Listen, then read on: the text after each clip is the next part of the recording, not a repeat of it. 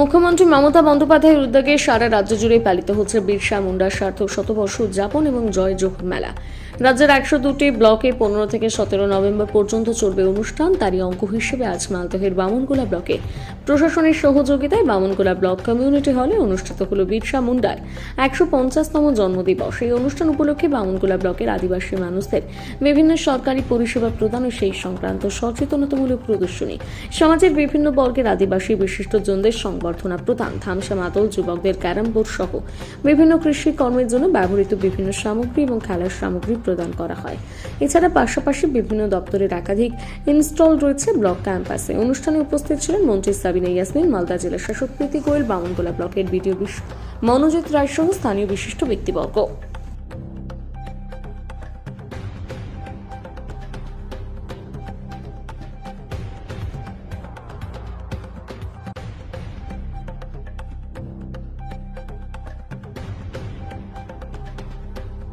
কোথায় কি হলো আজকে বামনগোলা ব্লকে এখানে কমিউনিটি হলে বিরসা মুন্ডার সার্ধ শতবর্ষ উদযাপন হলো।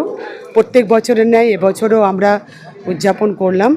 বাংলার মুখ্যমন্ত্রী শ্রীমতী মমতা ব্যানার্জি আদিবাসী সমাজকে এগিয়ে নিয়ে যাওয়ার জন্য যা যা প্রকল্প নিয়েছেন, যেটা স্বপ্ন ছিল আমাদের সংগ্রামী নেতা এবং বিরসা মুন্ডার যে স্বপ্ন ছিল যে আদিবাসীদেরকে এগিয়ে নিয়ে যাওয়া, ওদের অধিকার ফিরে পাওয়ার, তো সেই অধিকার ফিরে পাওয়া এবং তাদেরকে এগিয়ে নিয়ে যাওয়ার জন্য বাংলার মমতা ব্যানার্জি যে প্রকল্পগুলি ওদের জন্য করেছেন সেগুলো আমরা বিস্তারিতভাবে আজকে আলোচনা করলাম।